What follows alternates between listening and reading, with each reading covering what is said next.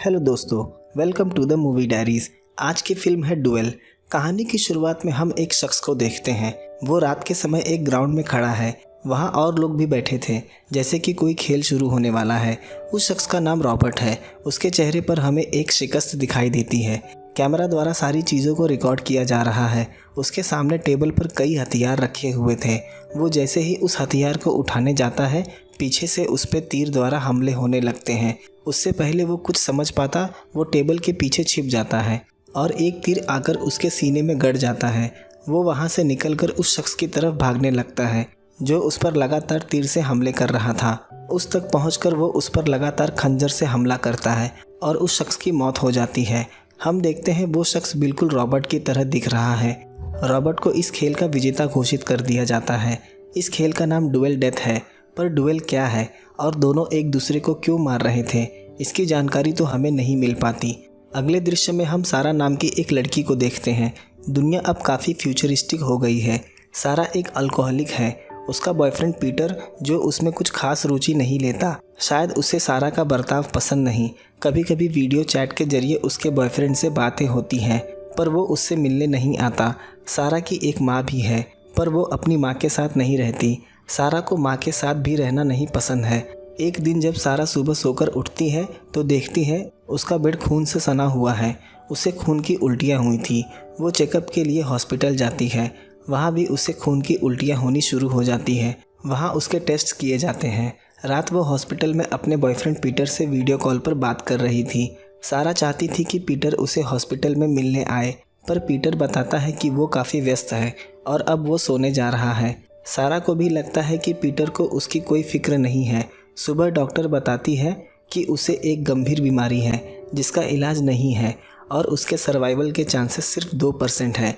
वो सारा को समझाती है कि उसे अब शराब छोड़ देना चाहिए और अब जितने भी दिन बचे हैं उसे आराम करना चाहिए।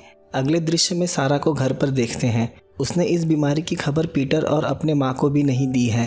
वो नहीं चाहती थी कि वो उसे लेकर दुखी हो।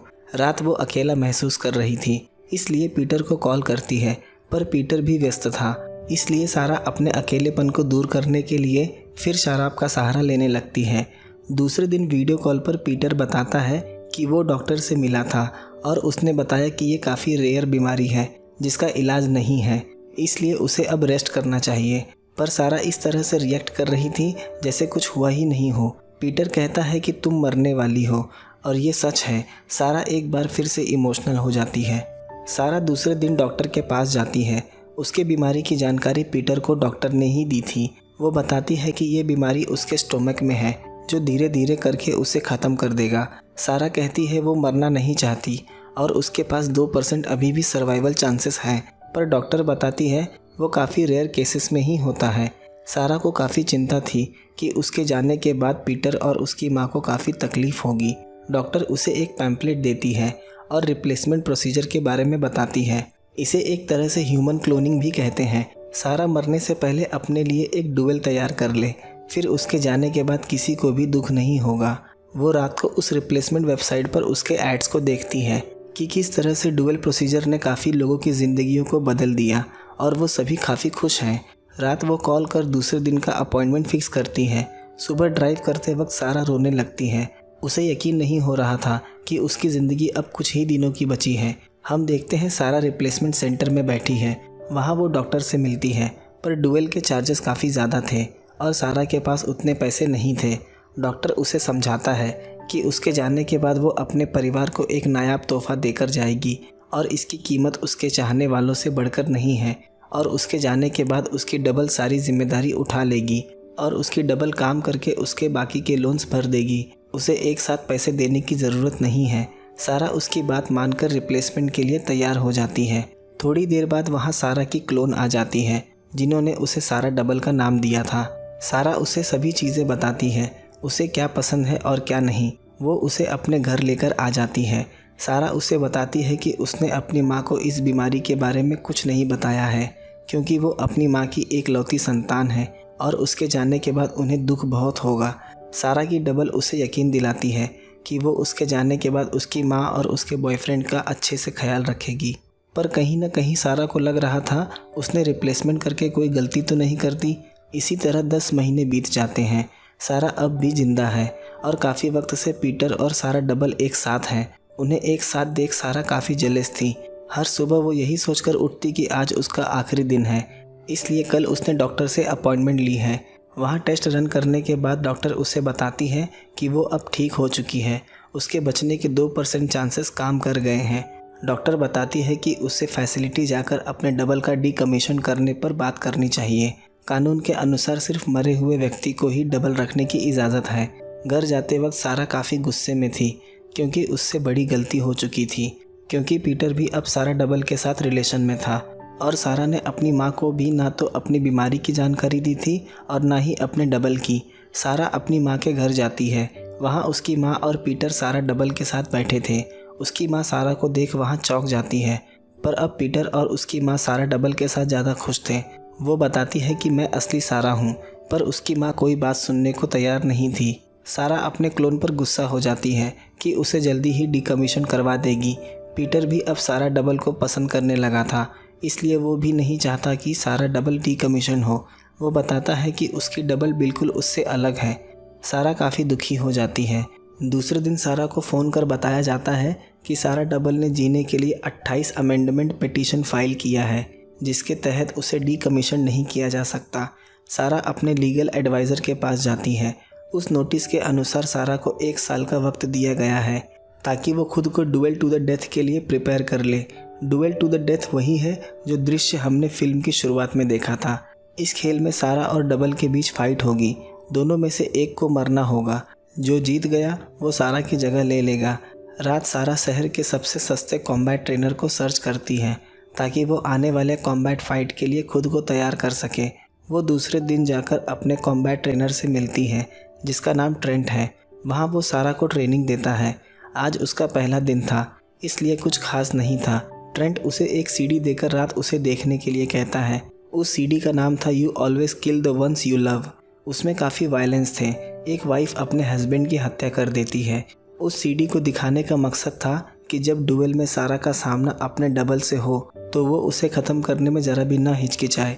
इस तरह का खून खराबा देख सारा काफ़ी डर जाती है, पर उसे किसी भी तरह से अपनी खोई हुई पिछली ज़िंदगी वापस चाहिए थी।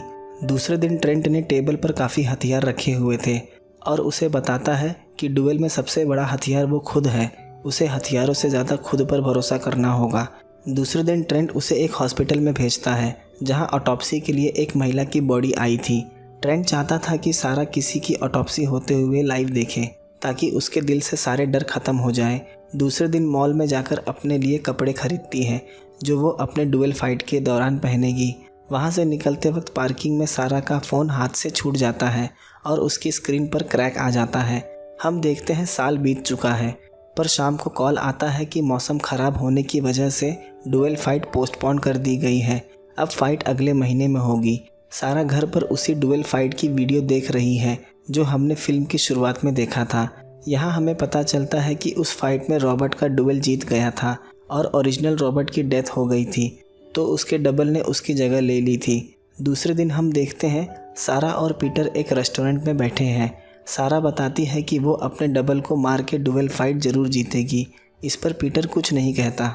सारा के पास ट्रेंट की फ़ीस देने के लिए पैसे नहीं थे, इसलिए एक्सचेंज में वो ट्रेंट को हिप हॉप डांस लेसन देती थी। दूसरे दिन ट्रेंट अपने डॉग को ले आया था और सारा को तीर से उसे शूट करने के लिए कहता है। इस पर सारा चौंक जाती है। ट्रेंट बताता है कि कॉनर बूढ़ा और काफ़ी बीमार है और अगर तुम इसे मार दोगी तो इसे इस सफरिंग से आज़ादी मिल जाएगी, पर वो अपने इमोशन के चलते उसे शूट नहीं कर पाती। तभी उसे बाहर सड़क के उस पार उसकी डबल दिखाई देती है जो दूरबीन से उस पर नज़र रखे हुए हैं। सारा उस पर तीर चलाती है, पर वो वहाँ से बचकर निकल जाती है। सारा उसका पीछा करने लगती है। उसकी डबल एक प्लेग्राउंड में जाकर छिप जाती है। वहाँ दोनों आमने सामने बैठे होते हैं। सारा कहती है कि वो अपनी ज़िंदगी और पहचान वापस लेकर रहेगी। डुएल कहती है ये उसकी भी ज़िंदगी है और उसे अपने डिसीजंस लेने का पूरा हक है। वहाँ दोनों अपनी सिचुएशन पर बात करते हैं। शायद दोनों अपनी जगह ठीक भी थे, क्योंकि जब सारा को ज़रूरत थी तो उसने सारा डबल की मदद ली, पर अब जब वो पूरी तरह से स्वस्थ है तो उसे अबॉर्ट करने की बात कर रही है। पर सारा ने अपने डबल को डुएल में मारने का पूरा मन बना लिया था। वो ये कहकर वहाँ से जाने लगती है। तभी सारा डबल कहती है कि वो उसे कहीं ले जाना चाहती है। सारा डबल उसे सपोर्ट ग्रुप ले जाती है। ये वो लोग थे जिन्होंने डुएल सरवाइव किया था और उनके मन में अपने डुएल को मारने का गिल्ट था। वहाँ सबकी बातें सुन सारा को भी लगता है कि उसे अपने डबल को जीने देना चाहिए। सारा कहती है कि हमें एक दूसरे को मारने की कोई ज़रूरत नहीं है।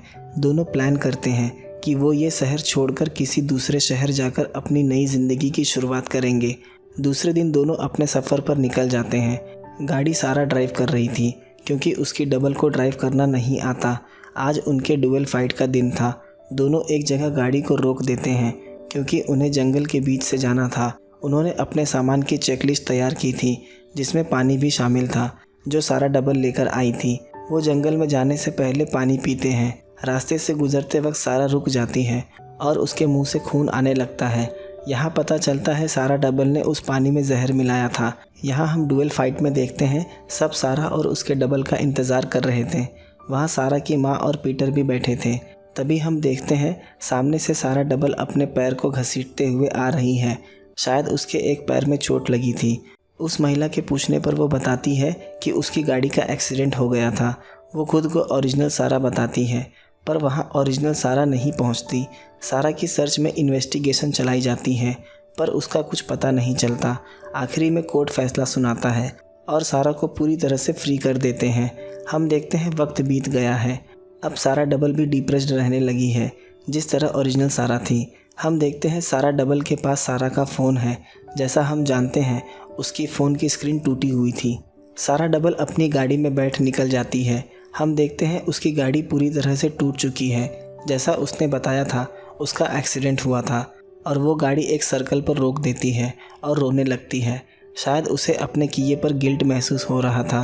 पीटर और उसकी माँ भी उसे एक क्लोन के तौर पर पसंद करते हैं और फिल्म इसी दृश्य के साथ ख़त्म हो जाती है। दोस्तों, इसके एंड को लेकर कई थियरीज़ हैं। कई लोगों का मानना है जो बच जाती है वो ओरिजिनल सारा है और कई लोगों का मानना है कि वो सारा डबल थी। थियरी कहती है कि शायद फॉरेस्ट में सारा और उसकी डबल के बीच फिजिकल फाइट हुई हो और सारा ओरिजिनल बच गई हो क्योंकि वहाँ से सीन को कट कर दिया था और जो डेथ आउटफिट सारा ने ख़रीदा था वो उसके अपार्टमेंट में ही रखा हुआ देखते हैं। यहाँ तक लास्ट सीन में हम जिस फ़ोन को देखते हैं जो कि सारा का फ़ोन था जिसकी स्क्रीन टूटी हुई थी और सारा सर्कल पर इसलिए रो रही थी क्योंकि जिस ज़िंदगी को पाने के लिए उसने रात दिन एक कर दिया वो उसे अब इंजॉय नहीं कर रही है। वो बिल्कुल पहले की तरह है क्योंकि उसकी माँ और पीटर को लगता है कि वो सारा डबल है। वो उसे नहीं सारा डबल को पसंद करते हैं। दूसरी थियरी ये कहती है लास्ट में सरवाइव करने वाली सारा डबल थी। उसने सारा को बॉटल का पानी दिया था और वो पानी देते वक्त काफ़ी उत्सुक थी और फॉरेस्ट में हम देखते हैं सारा के मुंह की एक तरफ से ब्लड आ रहा होता है जिससे पता चलता है पानी में सारा डबल ने पॉइजन मिलाया था और वहाँ सारा की मौत हो जाती है और डुएल में आते वक्त सारा डबल की कार क्रैश हो जाती है। जैसा हम जानते हैं डबल को गाड़ी चलाना नहीं आता और सारा के मरने के बाद सारा डबल ने उसका फ़ोन ले लिया हो। दोस्तों, आपको कौन सी थियरी ठीक लगती है, सारा या सारा डबल? डायरेक्टर ने इसका अंत कुछ इस तरह से किया है कि पता लगाना मुश्किल है कि वो सारा थी या सारा डबल। दोस्तों, आपको कैसी लगी कहानी मुझे कमेंट लाइक करके ज़रूर बताएं और चैनल को सब्सक्राइब करना ना भूलें। मिलते हैं अगले वीडियो में एक नए एक्सप्लेनेशन के साथ।